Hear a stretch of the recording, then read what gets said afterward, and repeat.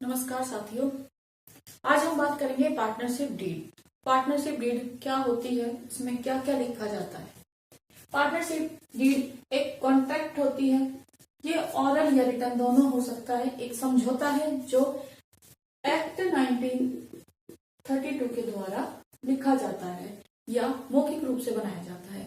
देखिए, जब दो साझेदार किसी उद्देश्य के लिए मिलकर कोई बिजनेस करते हैं तो हो सकता है कि फ्यूचर में उनके बीच में कोई झगड़ा हो जाए, आपसी मतभेद हो जाए, तो उनसे बचने के लिए लिखित एग्रीमेंट, रिटर्न एग्रीमेंट ही अच्छा माना जाता है। तो जो ये कंटेंट है पार्टनरशिप डीड, एक जो संलेख है, एक साझेदारी की कॉन्ट्रैक्ट में क्या क्या आप लिखना चाहोगे, लिख सकते हो, ये हम पढ़ेंगे। सबसे फर्स्ट पॉइंट कहता है कि name and address of the firm, कि आपकी जो पार्टनरशिप फर्म है उसका क्या नाम है, ये यहाँ पे आप लिखोगे। वो फर्म आपकी किस एड्रेस पे कहाँ पे है, तो ये भी आप डालोगे। लेकिन एक बात याद रखें कि आपकी पार्टनरशिप फर्म का नाम ना तो सरकार के किसी चिन्ह, राष्ट्रीय ध्वज या इसमें प्रिंस, रॉयल, इस तरह के शब्दों का प्रयोग नहीं कर सकते, या सरकार के द्वारा आप अनुमति लेने के बाद ही सरकार के चिन्हों या उनके नामों का प्रयोग कर सकते हैं। सेकंड है आपका name and address of the partnership. तो यहाँ पे आपके जो पार्टनर हैं, पार्टनर्स के बीच में कैसी आपकी जो साझेदारी हुई है, इच्छा के अनुसार हुई है, एट विल पे हुई है, या फिर किसी ड्यूरेशन के लिए हुई है, या फिर वो किसी विशेष उद्देश्य के लिए हुई है, ये भी आप मेंशन करोगे। ड्यूरेशन ऑफ पार्टनरशिप, ड्यूरेशन मतलब कितने साल के लिए हुई है, 1 साल, 2 साल, या आपको अनिश्चित नहीं कह सकते, तो ये भी आपको मेंशन करनी पड़ेगी। ठीक है। आगे कहता है स्कोप ऑफ बिजनेस। स्कोप होता है बेटा क्षेत्र, कि आपका बिजनेस कहाँ तक फैला हुआ है, स्टेट लेवल पे है, नेशनल लेवल पे है, या इंटरनेशनल लेवल तक फैला हुआ है, ये भी आप इसमें आप लिखोगे। ठीक है। Contribution of capital by the partners. Next point आपका कहता है कि जो आपके पार्टनर है उन्होंने आपके बिजनेस में कितनी कैपिटल लगाई है, कितना पैसा लगाया है, किस दर से आप उन्हें ब्याज दोगे, उनके लाभ हानि का रेशो क्या है, ये भी आप मेंशन करोगे। नेक्स्ट है आपका प्रॉफिट एंड लॉस रेशो। ये कहता है कि किस रेशो में आप अपने पार्टनर्स को प्रॉफिट या लॉस दोगे। अगर आपने यहाँ पे पार्टनरशिप में जो कॉन्ट्रैक्ट है वहां पे मेंशन नहीं किया है किस रेशो में आप अपने प्रॉफिट्स को बांटोगे, तो अज्यूम कर लिया जाता है कि इक्वल इक्वल बांटोगे। Commission and salary of partners. देखो, कुछ पार्टनर्स तो ऐसा है कि 8 घंटे काम कर रहे हैं, कुछ ऐसे हैं कि 4 ही घंटे काम कर रहे हैं, तो इक्वल इक्वल सैलरी या कमीशन तो उन्हें नहीं दिए जाते, तो इनकी सैलरी कितनी होगी, कितना कमीशन होगा, ये सब आप पहले ही मेंशन कर देते हो। Loan to and by partners. कई बार ऐसा होता है कि पार्टनर्स के द्वारा भी फर्म को लोन दिया जाता है और जरूरत पड़ने पर पार्टनर भी फर्म से लोन ले लेता है। तो ये दोनों सिचुएशन में आप कितना ब्याज पार्टनर से लोन पर ले रहे हो या दे रहे हो, ये भी आप पार्टनरशिप डीड में मेंशन करोगे। Drawings and interest on it. Drawings तो पहले याद रखें होती क्या है।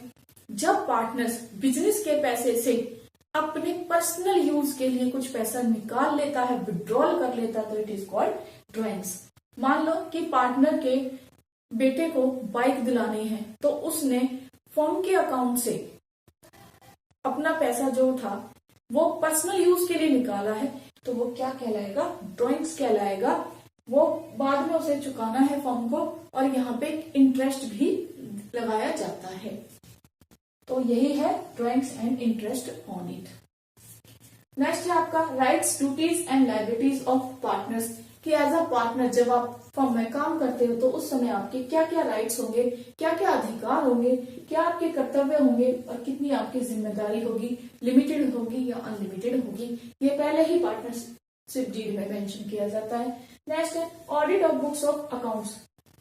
ऑडिट का मतलब होता है कि बुक्स को अंकेशक यानी ऑडिटर के द्वारा समय समय पर जांचना, कितने समय के बाद अपनी बुक्स को जांच कराओगे, ये सब भी पार्टनरशिप डीड में होना चाहिए। नेक्स्ट है एडमिशन एंड रिटायरमेंट। देखो बेटा, जब पार्टनरशिप होती है तो उसमें ऐसा होता है कि आगे चलकर जरूरत पड़े तो आप किसी नए पार्टनर को भी एक पार्टनर बना सकते हो, लेकिन नया पार्टनर तभी पार्टनर बनेगा जब पुराने पार्टनर्स की सहमति हो।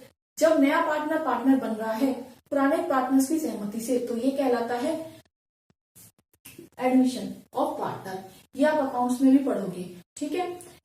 और जब कोई पुराना पार्टनर फर्म से रिटायर हो जाता है, दूर चला जाता है, या उसकी मृत्यु हो जाती है, या शॉर्ट में वो हट जाता है, तो उसे कहते हैं retirement of partner. Clear. Next बेटा आपका violation of partnership rules. Violation का मतलब होता है बेटा झगड़ा, मतभेद, इस तरह से अगर, या फिर लापरवाही करना। अगर कुछ काम नहीं करता है पार्टनर, कोई लापरवाही दिखाता है, तो उस सिचुएशन में आपके क्या अधिकार है, कैसे आप वहां पे उस प्रॉब्लम को सॉर्ट आउट करोगे, ये भी पहले से ही पार्टनरशिप डीड में मेंशन होना चाहिए। Death of the partner and his successor. Partner की अगर मृत्यु हो जाती है, सक्सेसर होता है उसका वारिस, यानी उसका उत्तराधिकारी, यानी जो मर गया है, जिसकी डेथ हुई है, उसका बेटा या उसकी बेटी या उसके परिवार का जो नॉमिनेशन उसने करा रखा था, वो पर्सन। ठीक है। अब उसकी तो हो गई मृत्यु, अब उसके जो वारिस हैं, यानी मान लो उसका बेटा है, आगे आप उसको पार्टनर बनाओगे, या वो पार्टनर नहीं बनना चाहता तो जिसकी मृत्यु हुई है उसका पैसा और उसकी संपत्ति, यानी जो असेट्स में उसका पैसा लगा हुआ है, वो उसकी मृत्यु के बाद उसके घर वालों को कब तक दिया जाएगा, किस्तों में दिया जाएगा या एक साथ दिया जाएगा, अगर किस्तों में दिया जा रहा है तो उस पर कितना ब्याज दिया जाएगा, ये सब बातें भी पार्टनरशिप डीड में पहले ही लिखी जाती हैं। नेक्स्ट है डिसॉल्यूशन ऑफ पार्टनरशिप। डिसॉल्यूशन का मतलब होता है समाप्त करना, कि आपकी पार्टनरशिप जो हुई है वो किस तरह से समाप्त होगी, आगे चल के जब खत्म करोगे तो कैसे खत्म करोगे, आपसी सहमति से करोगे, कोर्ट में जाके करोगे, या कुछ भी जो इसके तरीके हैं आगे आपके अकाउंट्स की बुक में आप पढ़ोगे, तो इन सब चीजों को भी पहले ही पार्टनरशिप डीड में लिख दिया जाता है। Valuation of goodwill. Valuation of goodwill का मतलब है कि जब पार्टनर्स ने अपनी फर्म को स्टार्ट किया और धीरे धीरे जब उसने ग्रो किया, यानी वो ग्रोथ कर गई, तो उसकी एक इमेज प्रेस्टीज बन जाती है। जैसे आप आसपास देखते हो, बीकानेर एक नाम है ब्रांड है, हल्दीराम एक ब्रांड है, ठीक है। तो इस तरह से सैमसंग ले लो, एलजी ले लो, कुछ भी जिन्होंने स्टार्ट करते हैं उसके बाद कुछ फेमस हो जाते हैं, तो एक जो गुडविल प्रेस्टीज बन जाती है। तो जब वो किसी नए पार्टनर को अपने बिजनेस में एज अ पार्टनरशिप देते हैं, एज अ पार्टनर उसे मान लेते हैं, तो उसको भी गुडविल का फायदा होता है, ठीक है। तो उस टाइम पे या तो नया पार्टनर आ रहा है या कोई पार्टनर रिटायर हो रहा है, उस टाइम पे ये बिजनेस की वैल्यूएशन ऑफ गुडविल निकाली जाती है कि गुडविल मार्केट में आपके बिजनेस की फर्म की कितनी है। ये भी पार्टनरशिप डीड में लिखा होता है कि किस तरह से आप, किस मेथड से आप निकालोगे। अकाउंट्स में आपके अलग अलग गुडविल निकालने के मेथड्स दिए हुए हैं, तो आप चाहे तो अकाउंट्स से भी रिलेट कर सकते हो। नेक्स्ट है बेटा एट्रीब्यूशन क्लाउज। एट्रीब्यूशन का मतलब होता है अगर कोई मतभेद या आपसी झगड़ा हो रहा है तो उसका कोर्ट में किस तरह से निपटारा किया जाएगा, या आपस में भी किस तरह से सहमति से उसे निपटाया जाएगा। ये क्लाउज भी आपका पहले ही पार्टनरशिप डीड में हो जाता है शामिल। तो एट्रीब्यूशन और वायलेशन में प्लीज कंफ्यूज मत होना, यहाँ पे छोटी मोटी लापरवाही है जो आपसी सहमति से दूर हो सकती है, यहाँ पे ये केस थोड़ा बड़ा हो जाता है, मिस्टेक्स और अदालत में पहुंच जाता है। आई होप आपको ये सारे पॉइंट्स पार्टनरशिप डीड के समझ में आ गए होंगे। बोर्ड में आप अगर 10वीं लिखे होगे तो भी आपको मार्क्स अच्छे से मिल जाएंगे, आपको रट्टा नहीं मारना, अच्छे से समझना है। अब हम पढ़ेंगे कि फर्म का रजिस्ट्रेशन कैसे कराते हैं। आप इसे फॉर्मेशन ऑफ या फिर रजिस्ट्रेशन ऑफ फर्म भी बोल सकते हो, ठीक है। ये रजिस्ट्रेशन कराना आपकी इच्छा पर निर्भर करता है, एट विल, नॉट मैंडेटरी, मतलब अनिवार्य नहीं है। आप चाहो तो करा सकते हो रजिस्ट्रेशन, अगर नहीं चाहते तो नहीं करा सकते, ठीक है। लेकिन अगर आप इसे रजिस्टर्ड करा लेते हो तो कुछ आपको सुविधाएं मिल जाती हैं। अब हम पढ़ेंगे कि जब आप इसे रजिस्टर्ड कराते हो फर्म को तो क्या प्रोसीजर है। तो सबसे पहले आप कहाँ जाओगे रजिस्ट्रार कराने के लिए, तो सबसे पहले आप जाओगे किसके पास, रजिस्ट्रार के पास। हर स्टेट में एक रजिस्ट्रार होता है, तो रजिस्ट्रार के ऑफिस में आप जाओगे और वहां पे एक फॉर्म होता है, उसे फिल करोगे, लेकिन विद डिपॉजिट फी, फीस भी आप वहां पे डिपॉजिट करोगे और उस फॉर्म को विद फीस के साथ आप कहाँ कर दोगे, ऑफिस ऑफ रजिस्ट्रार में डिपॉजिट कर दोगे। अब जब आपने वो फॉर्म भरा है तो उस फॉर्म में आपने क्या क्या इन्फॉर्मेशन दी है ये भी हम जानेंगे। इन्फॉर्मेशन दोगे आप नेम ऑफ द फर्म, कि आपकी फर्म का नाम क्या है, ये आप उस इन्फॉर्मेशन में लिखोगे। बिजनेस ऑफ द फर्म, किस चीज का बिजनेस कर रहे हो ये भी बताओगे। मान लीजिए मार्कर ही बना रहे हो, बोर्ड बना रहे हो, क्या बना रहे हो, किस प्रोडक्ट को बना रहे हो, ये सब आप उसमें डिटेल भरोगे। प्लेस ऑफ द फर्म, कि आपका जो प्लेस है जहां बिजनेस कर रहे हो वो प्लेस कहाँ पर है। अदर प्लेस, अगर मान लीजिए आपके कोई बिजनेस के लिए ब्रांचेस हैं तो आपका मेन ऑफिस कहाँ पे है ये भी आप वहां पे बताओगे। पार्टनर्स नेम, आपके पार्टनर कौन कौन से हैं उनके नाम भी आप यहाँ इंफॉर्मेशन में दोगे और उनके एड्रेस भी बताओगे। एड्रेस यहाँ उनका परमानेंट होना चाहिए। Date of entry of partners in the firm, अगर आपकी फर्म में कोई और नया साझेदार आया है या जिस दिन आपने साझेदारी स्टार्ट की थी तो उसमें फर्म के पार्टनर्स की भी एंट्री की डेट होनी चाहिए। साथ ही साथ आपके फर्म की ड्यूरेशन कितनी है अगर आपको पता है तो। अगर पहले से ही आपने ये निर्धारित किया है कि आपकी फर्म 5 साल चलेगी या 10 साल चलानी है तो आप ये बता सकते हो। अगर आपको पता ही नहीं है तो यहाँ पे मेंशन करने की जरूरत नहीं है, आप खाली छोड़ सकते हो। रिप्रेजेंटेटिव साइन या पार्टनर साइन, कहता है कि अगर यहाँ पे इंफॉर्मेशन के साथ साथ आपने अपने पार्टनर्स के भी साइन कराने, अगर वहां पे आपका पार्टनर प्रेजेंट नहीं है तो उसका रिप्रेजेंटेटिव यानी उसकी तरफ से जो वहां पे साइन कर सकता है वो भी वहां पे साइन करेगा। ठीक है, उसके बाद क्या होता है, ये आपकी सारी इंफॉर्मेशन जो रजिस्ट्रार में ऑफिस में बंदा बैठा है वो चेक करेगा, वेरीफाई करेगा। अगर सारी इंफॉर्मेशन सही है और वो सेटिस्फाइड होता है तो वो आपको सर्टिफिकेट प्रोवाइड करेगा और सर्टिफिकेट देने के बाद आपकी फर्म रजिस्टर्ड फर्म कहलाती है। आगे हम बात करते हैं, जब आपने अपनी फर्म को रजिस्टर्ड करा लिया और उसके बाद आपने अपनी फर्म में कुछ चेंजेस कर दिए, alteration of changes regarding after registration. ठीक है, तो अगर आपने रजिस्ट्रेशन करा लिया उसके बाद आप कुछ इंफॉर्मेशन देना चाहते हो जो आपने चेंजेस किए हैं तो आप रजिस्ट्रार में जाके करा सकते हो। तो कैसे चेंजेस हो सकते हैं, या तो चेंज आपने फर्म का नाम कर दिया हो या फिर आपने अपना बिजनेस जो मेन बिजनेस था वो ही चेंज कर दिया हो, कुछ और प्रोडक्ट बनाना स्टार्ट कर दिया हो या कुछ अपने बिजनेस में ऐड किया हो या कुछ बिजनेस से प्रोडक्ट को हटाया हो। तो ये सारे चेंजेस की इंफॉर्मेशन भी आप रजिस्ट्रार में जाके दे सकते हैं। सेकंड पॉइंट है आपका changes in partners name and address. अगर आपने अपने पार्टनर्स को हटा दिया हो या नए पार्टनर्स को वहां पे ऐड किया हो या उनके नाम चेंज किए हो या उनके एड्रेस चेंज किए हो तो भी आप ये वहां पे इंफॉर्मेशन दे सकते हो। थर्ड है आपका चेंजेस ऑफ प्लेस। प्लेस है आपका बिजनेस का, जहां पे आपका पहले बिजनेस था, मान लीजिए आपने वहां से अपना बिजनेस बंद करके दूसरी जगह पे स्टार्ट कर दिया है तो दूसरी जगह जो नई आप जहाँ पे बिजनेस कर रहे हो करंट में वो इन्फॉर्मेशन भी रजिस्ट्रार को आप दे के आ सकते हो। फोर्थ है आपका entry of new partner.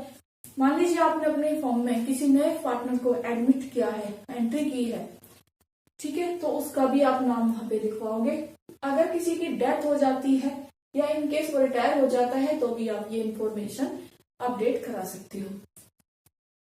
Minor partner, अगर आपकी फर्म में कोई माइनर पार्टनर है, वैसे तो एक्ट 1932 ये कहता है कि माइनर पार्टनर आपका पार्टनर नहीं हो सकता, लेकिन कुछ कंडीशंस में 18 साल से कम उम्र के बच्चे को भी पार्टनर बना दिया जाता है। सिर्फ और सिर्फ वो प्रॉफिट में ही पार्टिसिपेट करता है, लॉस नहीं लेता। तो अगर वो मेजर हो जाता है यानी वो 18 साल का कंप्लीट हो जाता है तो ये एक चेंज है और इस चेंज की इंफॉर्मेशन भी आपको रजिस्ट्रार में देनी पड़ती है। अगर वो 18 साल का कंप्लीट होने के बाद आपकी फर्म से जुड़ा रहना चाहता है, आपका पार्टनर बना रहना चाहता है। अब देखिए इफेक्ट ऑफ नॉन रजिस्ट्रेशन। अगर आप अपनी फर्म को रजिस्टर नहीं कराते हो, मैंने आपको पहले ही बताया कि फर्म को रजिस्टर कराना आपकी इच्छा पर निर्भर करता है, तो अगर आप इसे रजिस्टर नहीं कराते हो तो क्या होता है, क्या लॉस होंगे, क्या नुकसान होगा आपका।